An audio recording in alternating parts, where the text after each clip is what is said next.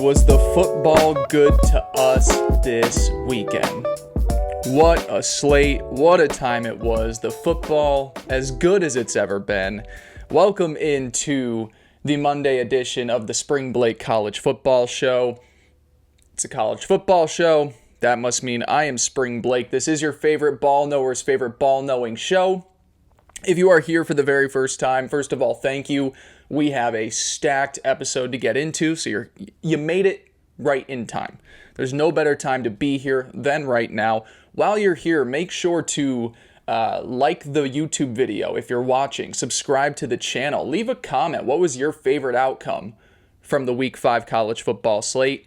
If you are listening, Spotify, Apple, wherever you get your podcast, please make sure to leave a 5-star review. Subscribe to the channel. Share it with people. Whatever you need to do to support us, I will make sure that I support you tenfold in terms of in worth of content.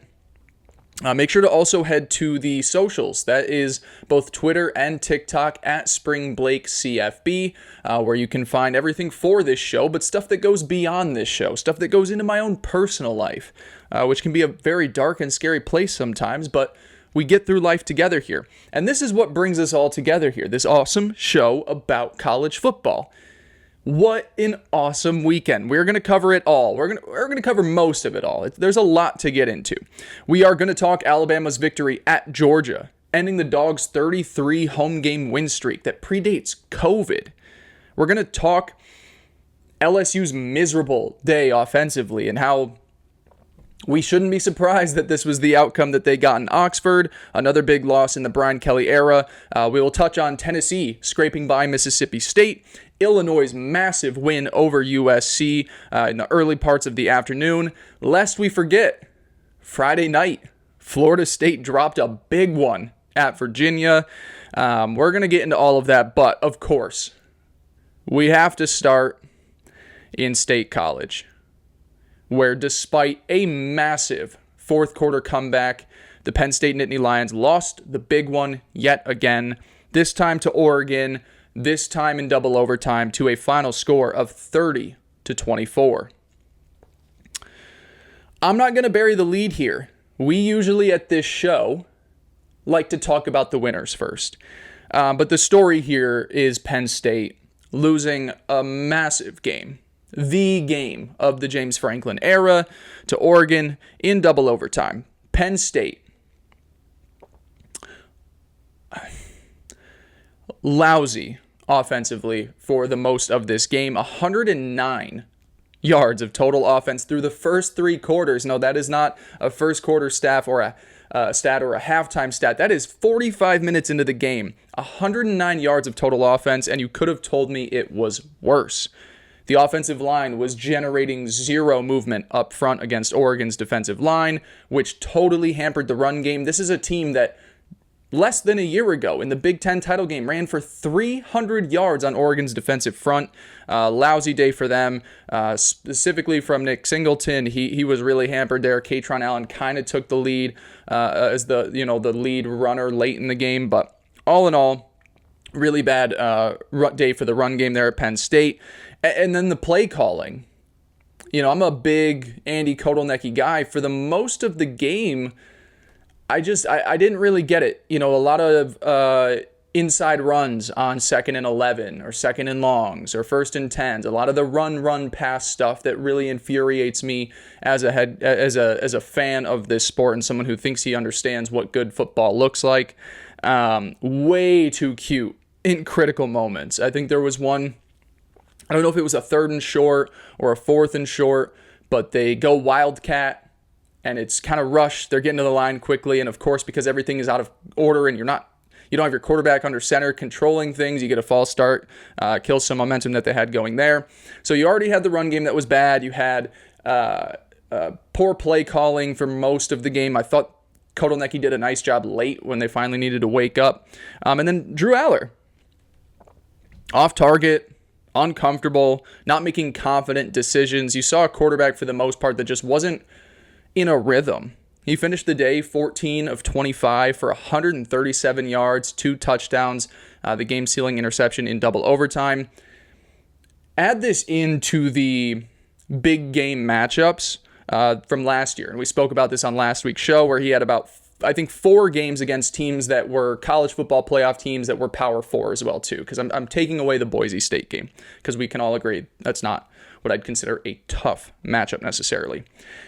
In those games, adding into this one against Oregon, he is averaging 154 yards through the air, completing just 55% of his passes, 5 touchdowns, 5 picks. Now, Penn State did march back in the fourth quarter in their do-or-die moments. They were like, oh, shit, we're down a lot. We should open this thing up. Deep shot to Devontae Ross, cut it to 7. Nice final drive that found Ross on a nice end around. That was a good play design by Kolanecki. Sent this thing to overtime. From there on out, you know the rest of the story. Penn State takes the lead on a Katron Allen touchdown. Oregon grinds their way into the end zone on some plays that you were like, whew, that was a little risky. A little flip to the tight end, I believe, that got them that game-tying touchdown. Oregon scores on the very first play of the second overtime, and then Drew Aller, very first play, throws a pick, and you're just left stunned. You know, and it's everybody in the crowd, it's the coaching staff, it's the players. It's just, it was shocking for how much momentum they had going, how quickly it fell apart in overtime. So that was the genesis of the game. The storyline for the game, like where I kind of was like, okay, well, how do I feel about Penn State after this loss? This felt a little Ohio State-y from the Penn State offense. We watched a group for 45 minutes that didn't look like it trusted its quarterback. And because of that, decided to ram its head in between the tackles for no success for 45 minutes. That felt like the Michigan game that Ohio State played last year, where they're like, we don't really trust our quarterback. We're going to just try and grit out a 13-10 win, even though we've got superstars on the outside. Because that's the big thing, too, with Penn State. Your whole plan this past offseason was, well, we're going to add 3 really talented wide receivers. They had virtually no impact on this game except for the scores that Devontae Ross had. And it just felt like you got all these guys in, maybe use them, maybe try to make them the focal point of this offense, especially when you realize that the run game has been bottled up so much through the first half, 3 quarters, the entire day. So Penn State's approach through the first 3 quarters, I was like, that just feels like what Ohio State did against Michigan. And then they woke up in the fourth quarter because they had to. It was kind of like how Ohio State responded last year in the college football playoffs, where it was like, oh, we can't win games doing that. No, we have to put the ball in our best players' hands. I thought in the fourth quarter, Drew Aller looked confident. He looked poised. He looked like he was confident in his arm and his eyes. He was hitting deep shots. Their drives in the fourth quarter, you were like, hey, where has this been? Why haven't we been doing this? Why did we wait until our backs were against the wall to open this up? It feels like maybe you could have had a better offensive day if you just set the tone early like that. It totally reflected what we saw out of Ohio State last season. And, you know, instead of Ohio State having like a full month to respond after their loss to Michigan, Penn State just had 15 minutes. And it's hard to respond that quickly and totally reverse the curse that is sitting on this program. Now, while I say it's like, you know, that teaching moment, can this be the same lesson that Ohio State's loss to Michigan was? Can Penn State be like, hey, that last part there, that really worked. Maybe we just make that our offense. Maybe we put a little bit of faith into our quarterback who's been there for a while, who is supposed to be this hyped up great prospect. Maybe we just put him in a position to succeed better. I think it can be, because we're sitting here and I'm going to say this 3 times, it's still September by the time this show is coming out. There is so much football left to be played. Penn State season is definitely not over. Will it be? Will it be the same lesson that Ohio State learned? Can they take it to the same extent that Ohio State did? I'm not too sure.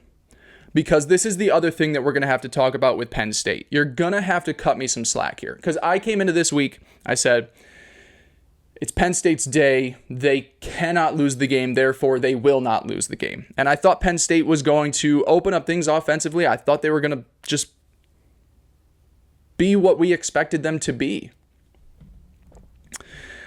You know, I've said through the history of this show, my love for college football is just about as high as anything else in my life.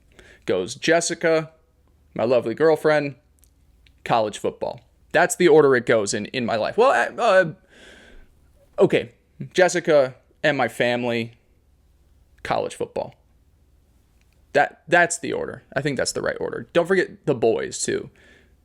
Jessica, family, the boys, college football. College football is a close second with a lot of stuff tied for first. But as passionate as my love is for college football, it's still very new. So every time that I would hear the chatter of Penn State not being able to win the big one and James Franklin's record, I was always just like, well, that's just something people like to say in this sport. I never actually got to live through what this full era of being the little brother of college football has meant. And I'm starting to get to understand it the more that I have been in the depths of college football the last couple of years. This team just invents new ways to lose games. They are now 1-15 against top 5 opponents. They are 4-21 against the top 10. 15-30 against the top 25, but that reflects that you're usually beating teams in that lower section there that are not supposed to be as good as you are. James Franklin has 2 top 10 wins since 2016, one of which was against Utah in 2023 when Cam Rising left the game with an injury, and then the other was last year's game against Boise State, a G5 representative. Not really worth being a top 10 caliber team. The AP, so he really just has one real one, Utah. But anyway, I'm not going to argue whether or not AP got it right with Boise State being a top 10 team last year. James Franklin, the most perfectly above average head coach in the sport. He is not good enough to be great, not bad enough, not nearly bad enough to be fired. So you're just stuck in purgatory here. And I'm an advanced analytics guy. Here's some Spring Blake advanced analytics. James Franklin, too nice of a guy. He's too nice. He is too nice of a dude. I watch the psychopaths in this sport like Dan Lanning specifically. Kirby Smart is a crazy man. Who are some of the other crazy psychopaths? I want to say like Greg Schiano, but that's not the same type of success that we have here. James Franklin just feels like a doormat sometimes. He feels like, oh shucks, we lost again. Meanwhile, Dan Lanning is talking in a post-game press conference like he just snorted a line of Coke 5 minutes before the game ended. Like you just look at the way that these two guys behave on the sidelines or interact with their team, and you're like, James Franklin's a really good coach. He's also probably too nice of a guy. And I feel really bad for him because there's just a certain limitation here at Penn State. There are certain teams that will always have a substantial talent edge. The Oregons, the Alabamas, the Georgias. Penn State's always going to be in that second tier. And then there are also going to be certain coaches and brands that will be able to have the competitive edge to both, either outsmart the team schematically or just bully them around the football team, which Oregon did a little bit of both this past weekend.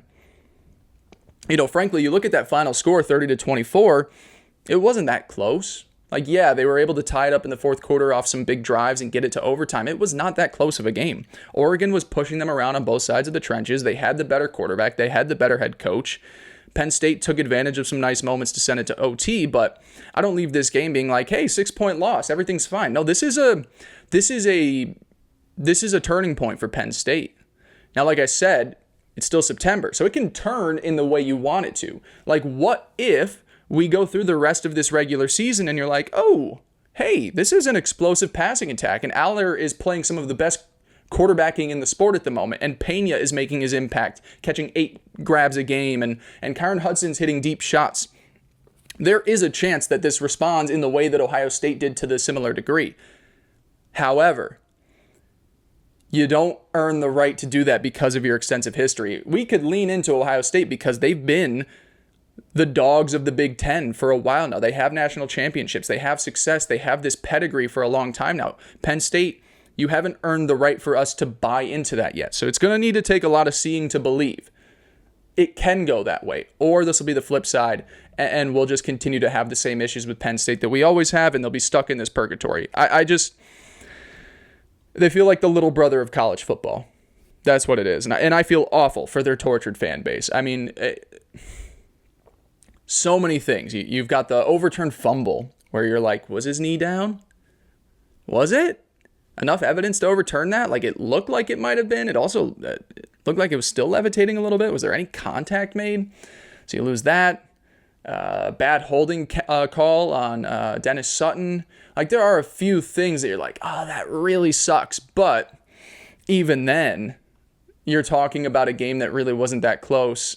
And I feel bad for Penn State fans because there's no way to shape this win and be like, hey, moving forward, this, and this is going to happen. No, it's you're going to have to prove it to me in the playoffs, really, to buy into Penn State, because that's the thing with their schedule too. It's not like, you've got the game against Ohio State. It'd be awesome to go in and win that one. Like, that would be a massive win.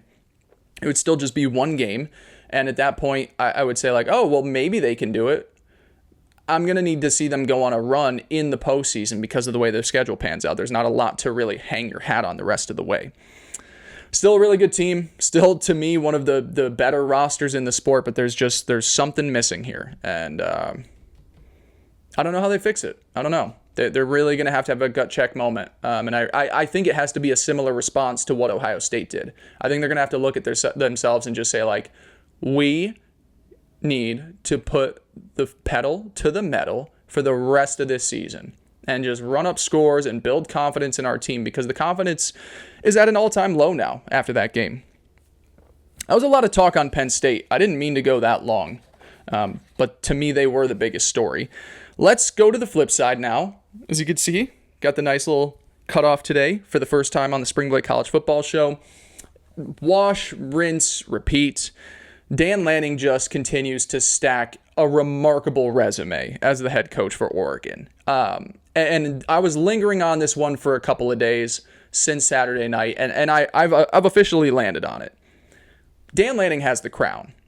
He is the best active head coach in the sport right now. I think he's taken over Kirby Smart's job in that lead role there. I think he is the best guy that we have coaching college football right now. I don't know how anybody could watch the way this man leads a football team and either not want to play for him if you're a young kid, or to not want your kid to go play for him if you're a parent.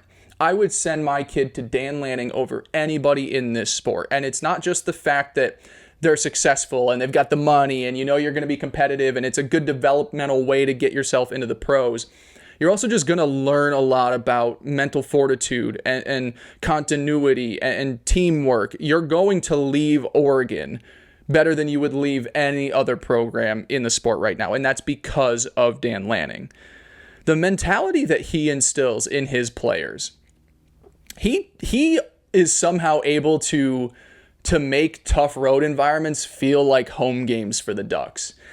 I remember last year, I think they went to Wisconsin, and Wisconsin does the jump around at the start of the fourth quarter. And Oregon was just like, let's jump around. Let's make this our thing. And then they were able to, I think they were trailing at that point, and they did a come from behind win and took over. And it felt like they were the home team buying into the like, no, this is the fourth quarter. We're going to get the momentum now.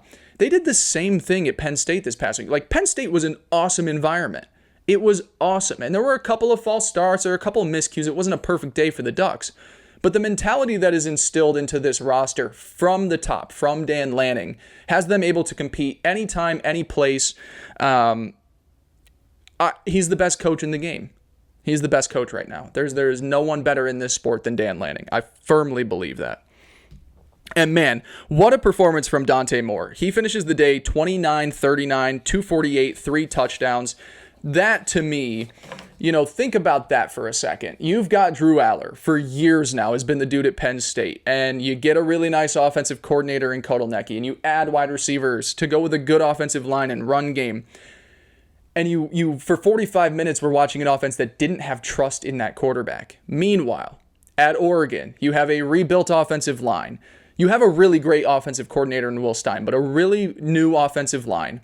New wide receiver room that lost Evan Stewart, their top guy in the offseason. And you have a new quarterback who's been waiting his turn, but is ready to, make his moment known, make his name known. They had all the confidence in the world in Dante Moore, and he more than delivered. And yeah, a lot of it was some easy setup throws, some nice play calling by Will Stein.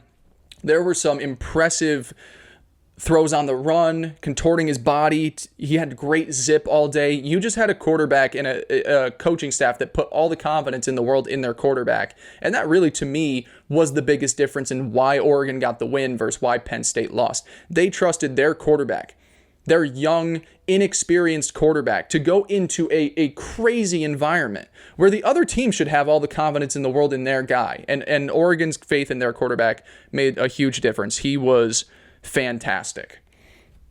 The last thing that I will say about Oregon, the fact that this is just the beginning for this team, holy shit. Like, oh my God. Everything that I just said, new quarterback, still pretty inexperienced, a bunch of new running backs, pretty new offensive line. Your top wideout is a true freshman.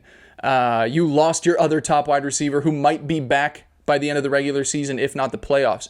So many new pieces defensively. Whew.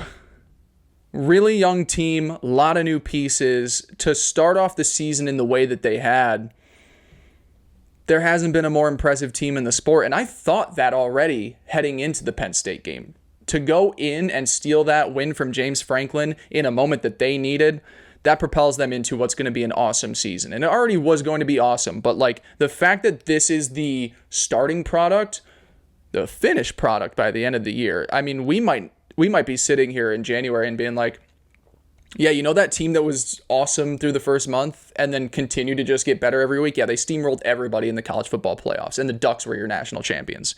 That's where we could be sitting. I wouldn't be surprised, because you take a look at the schedule. It's hard to not envision another undefeated season here for the Ducks. They're second in a row since joining the Big Ten. Imagine that, a Pac-12 team joining the Big Ten and being like, yeah, we're just going to rip off 2 undefeated seasons, 2 conference championship berths. They've got Indiana, no joke, but I think they'll get by them. Rutgers, Wisconsin, Iowa, Minnesota, USC, and Washington. There are some tough games on there, but the Ducks will be favored in each of them. Again, no team has been more impressive.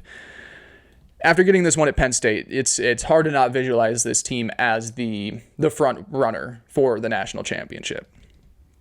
What a game. What a game. What a showing for the Ducks. Now, that one was that first game there, that was a hard one for us, because we were buying into the Penn State allure and how this was going to be their arrival.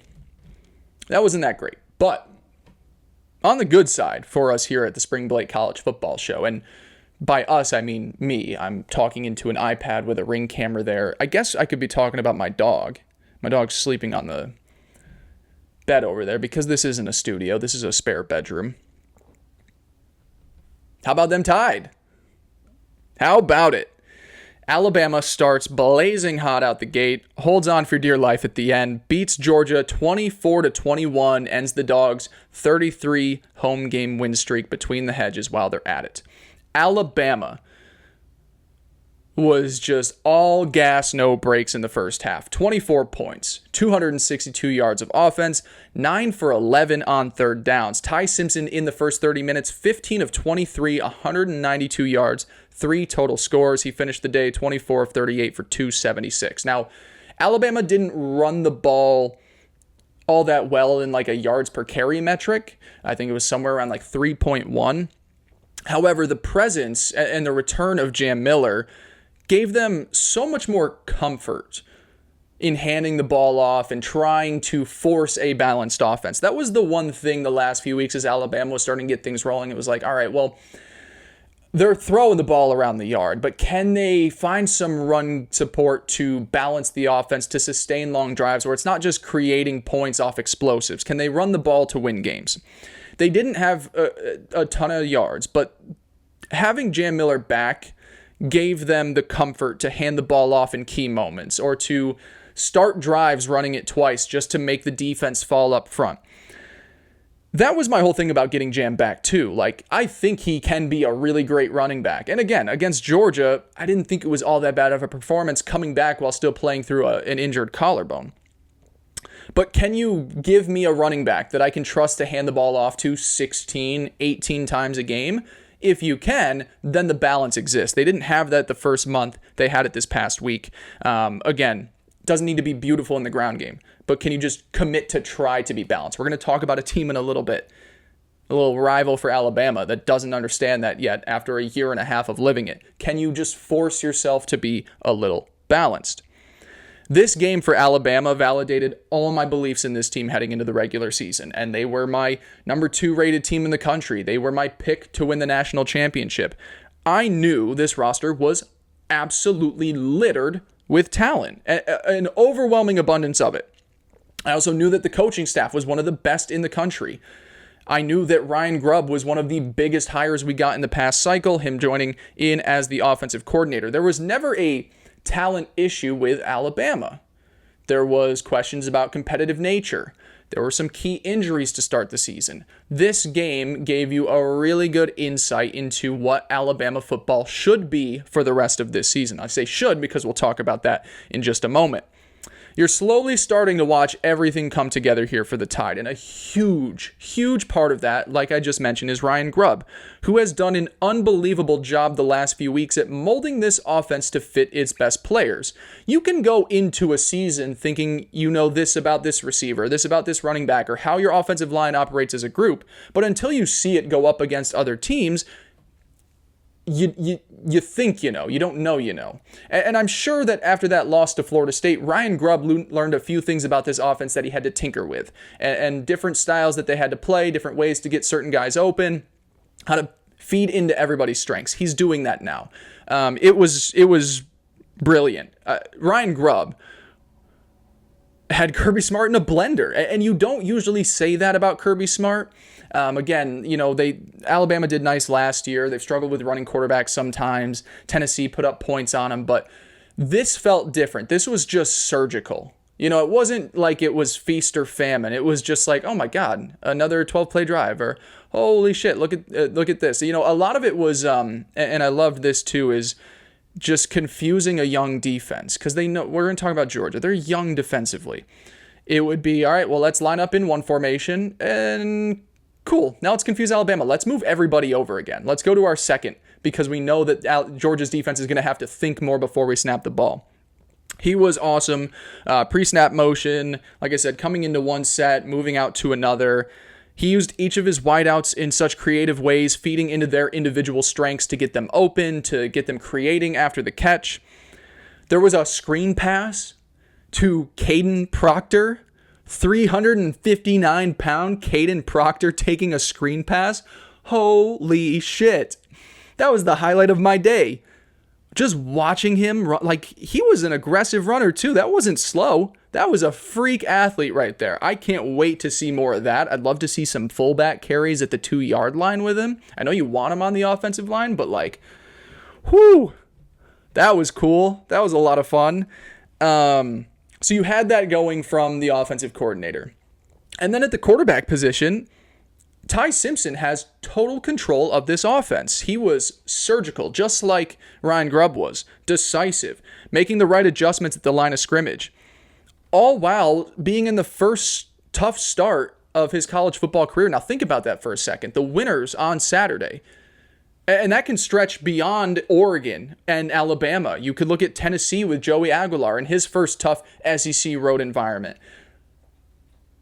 These quarterbacks stepped up in a massive way for their football teams. Ty Simpson, man, he was awesome. He looked fantastic. Really happy with what you got out of your young quarterback there in his first start in a tough SEC road environment.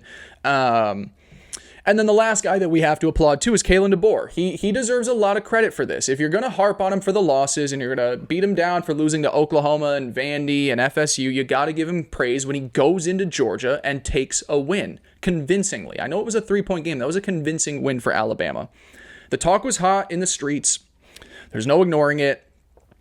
I'm not saying, he flinched. He's one of the highest paid coaches in the sport. He has this extensive track record of winning football games. I know he wasn't sitting there doubting himself, but you still deserve the credit for when you're able to go and fix things. And that was a really impressive showing for a team that had questions about its fight, competitive nature since you took the job. That was what felt like a total reversal of the issues you had and hopefully something that projects this team a little bit further. And I say hopefully because you cannot let up from the pedal. Kalen DeBoer, oddly enough, his issue hadn't been winning the big games. He's been great in the big games. He's owned Dan Lanning. He's beaten Steve Sarkisian. He's 2-0 against Kirby Smart. This coach and this team gets up for the big games. But these wins don't mean much of anything if you go and flop against Vanderbilt this upcoming weekend, or drop games to a red-hot Mizzou offense, or even a struggling LSU. The schedule is tough at Alabama this season. This needs to be the standard no matter the opponent. And hopefully that is a trend we see continue through the rest of this season. I just don't want to be sitting here a couple weeks from now or even next Monday being like, well, Alabama was penalized for 10 times and it was a couple unsportsmanlike penalties and a couple of turnovers. They lacked the fight against Vanderbilt. Vanderbilt just wanted it more. We cannot be sitting here a week from now saying that. This needs to be the standard. This is the standard at Alabama for Kalen DeBoer, and hopefully that's what we continue to see as this year goes on, because I have a lot of stock in this team. I really believe in them when they're at their best. So that's what I thought about Alabama. For Georgia, the Alabama problem just extends beyond Nick Saban. It really does. Poor numbers here for the Bulldogs. 2 of 8 on third down. They were the more penalized team, which, fun fact for Kalen DeBoer, that's the first time in his career at Alabama where he wasn't the more penalized team. They were outpossessed for nearly 10 minutes, that being the Bulldogs. Just 130 yards through the air. They were averaging 260 coming into this game, so really just strapped up the Georgia wideouts and the Georgia passing game as a whole. Here's the most glaring one. It is almost October. It's October in a couple of days. Kirby Smart's defensive line has yet to record a single sack. That is one of the most outlandish numerical anomalies you'll find in this sport. Kirby Smart's defensive line, 0 sacks through the first month of the regular season. It just doesn't make sense. You know, it's hard to not watch this game and feel like there was a decent enough of a talent discrepancy between these two teams. And two major positions. One, it felt like the Alabama wide receivers had a field day against the Georgia DBs, that they were just a more talented group than what the Georgia corners were.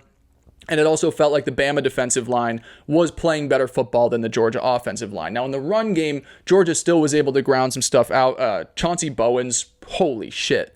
Like, if you want to talk about like some certain bright spots, that dude looks like a bowling ball. I'd come away from this being like, that's our lead back. I just trust him to fight between the tackles. That was a gritty performance from him in a situation that wasn't intuitive for many players to have great games. So I'd take some pride in that if I'm Chauncey Bowens. Look, we knew Georgia had a really young team. We also knew that this team had less depth overall than they've had the last 5-7 years. Like, this is all stuff we've said in the preseason. Really young team, not the same depth. I felt there were going to be times and moments where Georgia was going to take some time to get things rolling. And that happens with every Georgia team. The Georgia team you get in September is vastly different from the November one. I thought that was going to be an even bigger discrepancy this year just because of how new and how young and how thin Georgia was specifically on defense. I still believe that when November comes around, they're going to be winning football games in the SEC by a final score of 13-10. You know, that Georgia, you think about last year even. They play against Alabama. That's one of the high-scoring games of the year. Then they go and play Texas at the end of the regular season, and it's 13-10 or 15-10, whatever it ended up being. That path for Georgia still exists. I just don't know if the top end of everything or the highlights are going to be there as great as or as prevalent as they had been in years past. That being said, I guess I did just say it. It's September. It's September. I want to try and just spin this positively for the Bulldogs. It is still September. No coach, no program has been better at responding to losses than Kirby Smart in Georgia. The loss stings. The home streak's over. You're left questioning, like, okay, well, how did we go from a 40-point game against Tennessee to really struggling against Alabama at home? Like, what is this Georgia team going to be? They don't know yet, but they're going to find out. This is going to be one of those things, one of those losses, one of those moments that steamrolls Georgia into a lot of success for the end of this season. No one should be sitting here being like, yeah, Georgia just doesn't have the same high end. Now, is it national caliber ceiling? I don't know. I don't maybe believe that to be the case. But I know that if I can get the development in for these next couple of months to where we're like, oh yeah, Georgia's stacking some wins, get Kirby Smart into the postseason, you got an edge there always. You'll always find a way to get things growing. You can win some ugly games with Kirby Smart leading the way there. There's a whole lot of growth expected in the coming weeks for this team. We could be sitting here a month from now feeling as good about Georgia as we do about Bama today, 1 month after their really bad loss to Florida State. This Georgia team could react to this game just as much as Alabama did to Florida State, where we're sitting here at the end of October being like, yeah, Georgia's right back to expectations. Just about what we expect out of them. So yeah, really good game there. Tough day for the Bulldogs, but I think they'll respond. You know what else had a tough day? Who else had a tough day? Best bets on this show. Best bets on this show. First losing week since week 1. We had either been at 3-2 or 4-1 since week 1. We went 2-3 this week. Heartbreaking. We hit on Louisville. Their come from behind win at Pitt. Tulane had a really nice goal line stand against Tulsa in the waning seconds to cover the 14.5 point spread. We obviously lost Penn State. Houston failed to cover against Oregon State on Friday night. I knew that one was going to sting. And Washington, we'll discuss later in the show, had so many things go wrong. Even though it was a blowout loss, like we lost them covering 8.5, obviously. That being said, we are still 17, 12, and 1 on best bets this year. We are still up 4.55 units. If you don't understand units, just take it like this. If every bet was to win $100, we are up $455. We'll be back for revenge. I will Spring Blake guarantee at least 3-2, if not 4-1, and maybe a magical 5-0. We have been going against ChatGPT in best bets. They went 2-3 as well. They hit on Notre Dame -4.5, hit the over in USC, Illinois. ChatGPT's been really bad this year. I think we're gonna swipe them out for Grok. I think it's gonna be Grok's time to shine, and we'll see how Grok can do against me. Either way, I wanted to find a fun way to get best bets in here. I might just say them and not make it a competition. We're substantially ahead of ChatGPT, so. I'm going to take a little bit of a water break, and then we're going to continue on through because we still got some big games to talk about. So, see you in a second. Balake. Where is Balake at? Oh, man. This one hurts down in the state of Louisiana.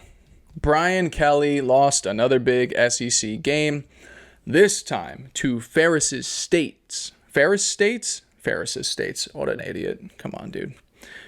This time to Ferris State's own Trinidad Chambliss. Ole Miss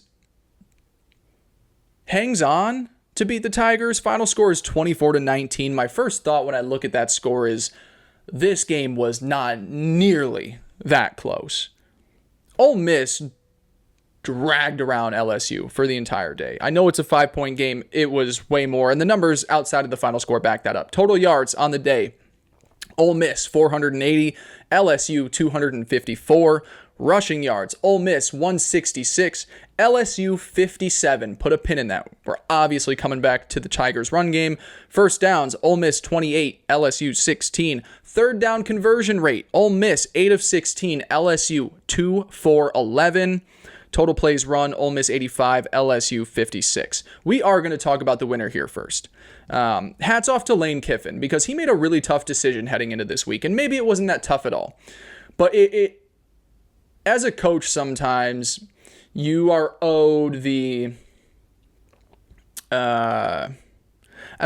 you feel a certain attachment to players that you've developed, that you've told, like, hey, just wait in the wings. This is going to be your job. There's a lot of intricacies that go into, okay, well, our starting quarterback is this guy. Austin Simmons was ready to play for Ole Miss this past week, and they still went with Trinidad Chambliss. And that is because this offense has just been more effective with Trinidad in. Austin Simmons hasn't been bad. He's completing 60% of his passes, 4 touchdowns, also has 4 interceptions. Chambliss is closer to 65%. He's got 7 total touchdowns, just 1 pick on the year. He also adds in 50 yards a game on the ground, which is a huge thing to get out of him.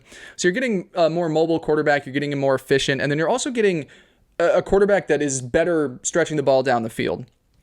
Chambliss is averaging 11 air yards per attempt. It was a little bit higher before this game against LSU. LSU, really tough defense. It's not like he was going up against Tulane or Arkansas. But even then, Austin Simmons in those first few games, his air yards per attempt was down to 8.5. Chambliss is just a better fit for this offense right now. And Lane can make magic with any quarterback in the sport. I said this last week. He could probably put me in there, and I'd be just fine. I don't know if I'd beat LSU, but maybe I could beat Arkansas. I've never played quarterback. We should try that, Lane. One day when I get big, we should see if Lane Kiffin, maybe in a spring game, can just teach me enough to where I can complete passes for Ole Miss. I like that. Put a pin in that. We're going to save that for someday. Because it shows we're blowing up here at the Spring Blake College Football Show. It's a really tough decision to make when you've built up Austin Simmons as that guy, but you have to applaud when he makes the decision that is best for the team and not the individual. I'm sure Austin Simmons is probably very heartbroken that this isn't his opportunity, waiting in the wings for Jackson Dart, to now have a guy from the FCS level come in and take the job away from him. But the point of the story is that Chambliss is running a better offense here than Austin Simmons was for the first couple of weeks. It was an offensive masterclass. And again, it wasn't like they lit up the scoreboard, but against an LSU defense, I thought they did more than enough to get the job done. The story really, to me, isn't Ole Miss in this game, so we're going to quickly pivot to LSU. But before I do, in terms of ceiling, last week I said it, I still believe it today. I don't believe the ceiling for this team is as high as last year's was. And that's because I do have my questions about Ole Miss's defense. I think they're well coached, but I don't think the personnel is the same just yet. I think, next year you could be back in that wave where you're like, oh, this is one of the better defenses in the country. I don't think of that right now for this group. Offensively, they're always going to be great under Lane. I don't know if the ceiling for the team or the caliber of the roster is as high as it was last year. But what I will say about this team is that playing the schedule game, you're going to be sniffing the college football playoffs, man. You've got 2 really tough road games. At Georgia, at Oklahoma. I believe those are consecutive weeks, unless it's a bye in between. I can't remember. But you've got those 2 tough home games. If you lose to Georgia, or maybe you can split them. Hell, if you go 2-0, then obviously you're going to be in the playoffs. But you've got those 2 games on the schedule. You've got games against South Carolina, but you have them at home. You don't have to travel to South Carolina. You get Florida at home, end the season with Mississippi State. We'll talk about them in a second. Really fun story. But there's certainly an outside shot. If you lose to Georgia and Oklahoma, you win the rest. If you're 10-2 and your 2 losses are to teams that also are in the playoff conversation, I don't know how you're keeping them out. I don't know how you're doing it. So again, a really big win for Ole Miss, really big win for Lane Kiffin. The story to me is LSU can improve as much as they want on defense. It will not matter if this offense continues to have the same issues that they have had since the beginning of the 2024 season. The lack of awareness or the lack of commitment to fixing things at certain points under Brian Kelly has been incredibly frustrating. At first, you waste a Heisman caliber season or a Heisman season under Jaden Daniels by having one of the worst defenses in the sport. So you have high-powered offense, one of the best offenses in college football, but you can't get over the hump because your defense is that bad. Then you fix the defense. The defense hasn't been an issue for LSU maybe early in the 2024 season, but not really. It's been pretty great since Blake Baker got in there and put his arms around the damn thing. But the issue is then you're wasting away the defense now with a really bad offense. I know that Caden Durham missed the game. I do not care. You should not be running for 57 yards in a football game as an SEC team, as a team from the state of Louisiana. There are running backs on trees there. You can just pluck them off one at a time and put in a starting caliber running back in the state of Louisiana. You should not be running for 57 yards in a conference game against a team that replaced just about everybody in their defensive front 7. You cannot do that. They had the second fewest rushing yards and yards per attempt in this game since 2022. No one player went above 22 yards on the ground. I just spoke when we were talking about Alabama, Georgia, where, Alabama didn't run the ball well, but they ran the ball. They gave Jam Miller 16 carries. Another guy had 10. They committed to trying to have some sort of balance. There was none of that here. There was no commitment to the ground game. There was no trying to make it a two-dimensional offense. And this has been the same issue for over a year now. There is too much weight being put on Garrett Nussmeier, and there is enough tape and enough backing up to know that defenses don't have to worry about the ground game. So what do you do when that happens? You rush with 3. You put 3 guys on the defensive line, you stack everybody else back, and you say, we dare you. We dare you to try and run on us. They were daring LSU to just run the ball in between the tackles, and they couldn't do it. They didn't try to do it enough. It's so frustrating because LSU, I'm not a Brian Kelly lover or supporter. I love Blake Baker. I love these defensive players. This era of LSU football is just one side of the ball letting the other down. And I didn't think LSU was a title contender early on in the season. I had my questions about the offensive line. I had my questions about the ground game. I had questions about Nussmeier being able to, needing to do too much for this team to win games. And that was why I kept them in a tier below. So I can't sit here and say that I'm surprised by it, but I am going to be frustrated by it because as a highly paid head coach, as a head coach that is regarded to be one of the better ones in this sport, there's a lack of awareness going on in this program right now, and it's been going on for too long now. It should have been figured out by the end of last season, if not in the offseason. To not have it figured out over a month or a month into the college football season is just doing a disservice to your team, to your program. And look, man, there's plenty of reason to be mad about the Brian Kelly era in LSU. It has not lived up to expectations. He has not delivered on what you expected you were getting out of him. They've been perfectly above average. They've been fine. They've been competitive. They win some games, but then they lose some really bad ones.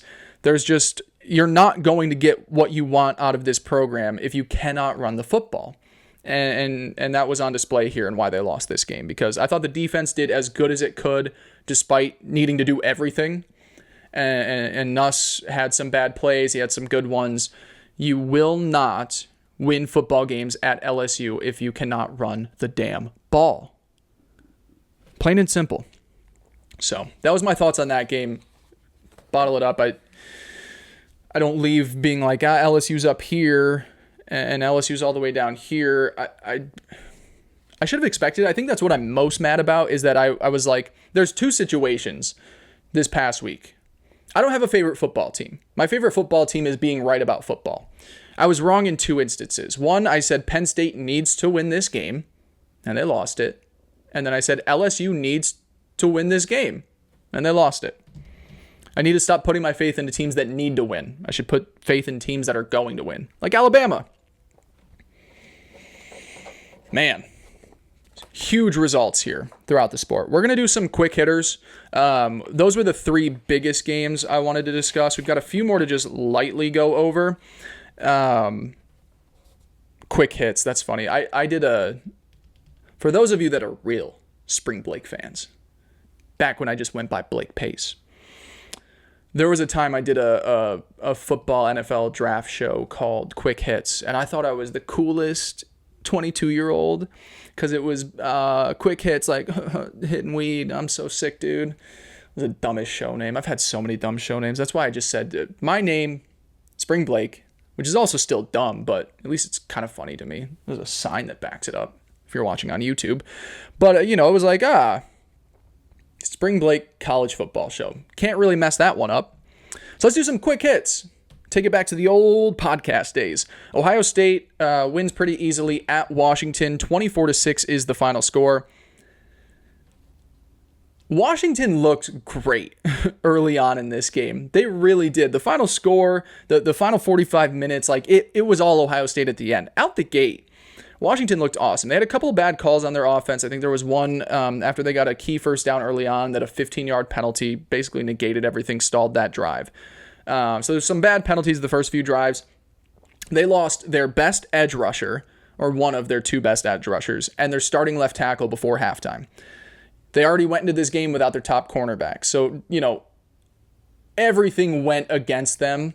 And then, in the second half, OSU's finally getting some momentum going, but you're holding them to a 3rd and long. You're about to kick a field goal. And then just the worst unnecessary roughness or roughing the passer penalty I think I saw all day or all season. He didn't even touch him. And then 15 yards changed from a field goal attempt to an eventual touchdown. I'm not trying to say that Washington should have won this game, because the offense didn't do nearly enough for me to be like, hey, they were right there. No, they weren't, but it would have been a much closer result if those things hadn't had happened. So that was my thoughts on that game. Meanwhile, Friday night, Florida State drops a big game at the University of Virginia. Final score 46-38 in overtime. Florida State was the more penalized team. They were worse on 3rd down. They lost the time of possession battle. They responded in a really big way after getting down early in this, but a really bad loss here for Florida State after what was, everybody really starting to buy into the hype train. And I'm not saying that, Florida State's season's lost. Anybody in the ACC can win this thing. I think there's a clear Miami and then everybody else, but everybody else still guarantees you a chance to get into that title game, and we'll watch Miami play Florida State later this week. Maybe we'll know a little bit more about these two teams when they face off. There's just, Florida State to me was going to be one of the more improved teams in the country, but that's because they're coming off a 2-10 season. They still have some issues on this roster. Castellanos, as great as he can be sometimes, there's also certain plays where like, oh man, wish he didn't do that. He did that a little bit too much, and that really hampered Florida State down the stretch, even though they did show some fight. We didn't spend a ton of time on this game here because, unlike the AP, us ball knowers here at the Spring Break College Football Show hadn't really considered FSU a top 15 or a top 20 caliber team. A game like this isn't stunning to me. This doesn't lead off the show like, oh, how did Florida State lose this one?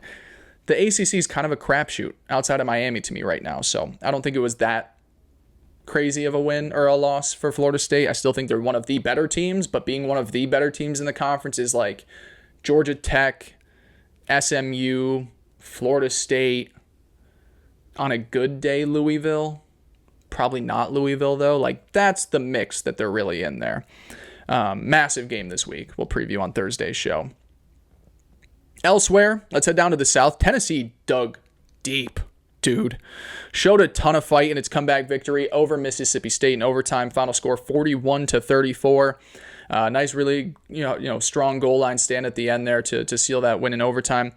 Joey Aguilar, over 350 total yards. Really nice touchdown drive in the waning minutes to send this thing to overtime to make up for some bad turnovers in this game. I wanted to sit here and be like, 41-34. Wow, that's a lot of points for Tennessee's defense to let up. And Georgia really pushed the ball down on them. And hey, don't forget about that Syracuse game in week 1 where Steve Angeli threw it around them as well. I don't know. There were some defensive touchdowns, some bad turnovers here by the offense. I don't want to make it out to be that type of tone setter or tone changer for the Tennessee defense, but it is something to watch. Look, for Aguilar to head into a really tough SEC environment for the first time in his career and to dig deep after some sloppy plays and to just grind out a win here, it was an impressive victory. All that said, I do want to give a ton of credit to Mississippi State because they're getting things rolling here under Jeff Lebby. I thought that Blake Shapen, he's not a world beater, but he's a really serviceable quarterback. They've got something going here. This isn't doormat Mississippi State. They're off to a good start to their season. They already hit their win total for the year, which is really impressive. Just a really fun game. Not every game needs to have a takeaway. I can just sit here and be like, hey, good for Tennessee. It wasn't sloppy, or it wasn't pretty at all times. It wasn't, it was a tough environment, but you got yourself a win. And things like that are massive for the college football playoffs because you lose a game like that, you start SEC play 0-2, you kind of need to go the rest of the way, run the table to give yourself that at-large guarantee. Because I think this year there's going to be 9-3s that get in. I don't think it's going to be just 10-2. I think we're adjusting expectations around football a little bit. But you guarantee yourself a spot if you're 10-2. And so they avoided that. They can, maybe lose another one along the way, but good for Tennessee and good for Mississippi State. We support programs trying to get better, and that's what's happening down there with the Bulldogs. Awesome game Saturday afternoon in Champaign, Illinois, where Brett Bielema's group handed USC its first loss of the season. Back and forth battle. Final score 36-34. Walk-off field goal wins it for the Illini. Again, another game where I don't have this brilliant takeaway. Other than that, it was an awesome game to watch. It was just, like I said, two teams exchanging blow after blow, big play after big play. USC with a gut check response late in the game. Illinois responds with a game-winning field goal. I leave it. I say I still believe that USC is the better team out of these two. I still think that Illinois is probably gets too much love in the college football world right now. They're a fun team. They've got a competitive roster. I don't view them as top 15 to 20 caliber. I think situationally that game played into their hands really well, where you had USC playing an 11 p.m. Eastern start time the week before, and then having to travel across the country to play an early afternoon game in the Midwest. I think USC is the better team. I think you play them on a neutral field. I think USC wins that one again. They almost won it with all those things going against them. So, again, it's a good win for Illinois. I don't think their season's necessarily going anywhere spectacular. I do think that USC still has a lot to prove, and I think they're a really good team. I think they're going to have impressive wins here. I still think USC is going to be in that at-large conversation by the end of the season, because they've got a damned good team, one that is continually getting better. And one final game, final score in this one looks a lot closer than the game actually was. Texas A&M 16, Auburn 10. Texas A&M first 4-0 start since 2016. Mike Elko wants you to be talking about that more. Really big game for A&M in my eyes, because my concern with the Aggies was, okay, they're relying a lot on the explosive passing game, and that's fun when it works, but that's a feast or famine approach. Can you show me grinding out a win in between the tackles with your running backs? Oh, okay, well, Le'Veon Moss, 139 yards and a score on 21 carries. That sounds right. Can Marcel Reed, bump up the accuracy? Can he work the short to intermediate parts of the field a little bit better? Well, he was close to 70% in this game. Had his most efficient game, I think, of the season. So, yeah, I feel good about that. And then defensively, they turned Auburn into a one-dimensional team. Bottled up the run game, said, hey, Jackson Arnold, sure, try it. Try to beat us. And he couldn't. 18 of 33, 125 yards, 18 completions for 125. Auburn has some real issues offensively, and I thought heading into this game they had a really nice rush attack. It was hampered here by the A&M defensive front, and because of that, you saw that they have really nothing through the air that they trust. And this whole season has been about trying to build up Jackson Arnold's confidence. This start to the season is not something that's going to do that. And you really wonder about the future for Auburn and where they are headed. If we had more time here, I'd sit here and be like, okay, well, you still have Georgia, Mizzou, Vandy, and Bama on the schedule. That's 4 games I think you might be the worst team, or the team without, a worse identity. You're already 0-2 in conference play, and Hugh Freeze just hasn't been doing well performing in this conference. This is heading into a certain direction that I was really worried about. And I was happy for them that they got that week 1 win at Baylor, because I knew that this was coming. But even then, since then, Baylor hasn't looked as great as we thought they would be, losing to Arizona State, barely getting by Oklahoma State. I don't know, man. It's going to be tough here for a few of these teams. Arkansas just fired Sam Pittman. You've had a couple other guys lose their jobs already so far this year. You got Napier on the hot seat. Hugh Freeze probably will be here, especially if you start to lose. If you lose to a Vandy, you lose to a Mizzou. I already think you're going to lose to Bama and Georgia. Things can get tricky here in Auburn. That's a sour way to end the show. It's a sad note. Is there anything else that we can talk about that's positive? We have more college football this upcoming week. Sport doesn't stop. That's a good way, a good positive outlook. Yeah, it's Monday, but you know what comes after Monday? Saturday. Eventually. Thank you guys for tuning in to another Spring Blake College Football Show. Again, the socials at Spring Blake CFB, Twitter, TikTok. If you're watching on YouTube, subscribe to the channel, like the video. If you're listening, podcasts, Spotify, Apple, 5-star review, subscribe to the channel. I appreciate you. I love you. And we'll talk to you on Thursday, 2-show week. Oh, actually, that's one more thing I'll say. I've been trying to figure out the schedule for this show since we started it. I thought 3 days a week was great. Then we tried 2. We've been all over the place. Here's what I've decided for this show. If it's a massive week and we have too much to discuss, we're going to go 3. We're going to go Monday, Wednesday, Friday. If it's a lighter week, and I'm not saying that, no week in college football should be lighter, but if there's not a ton of top 10, top 25 matchups to preview, it's going to be a 2-show week. This week, it's a 2-show week because we just have Florida, Texas, we have Vandy, Alabama, and we have Florida State, Miami. Those are the 3 marquee games. Because it's not 6 of them like we had this past week. It's a 2-show week. So we'll be back Thursday. Until then, I appreciate the support. I love you, and I'll talk to you in a few days. Peace.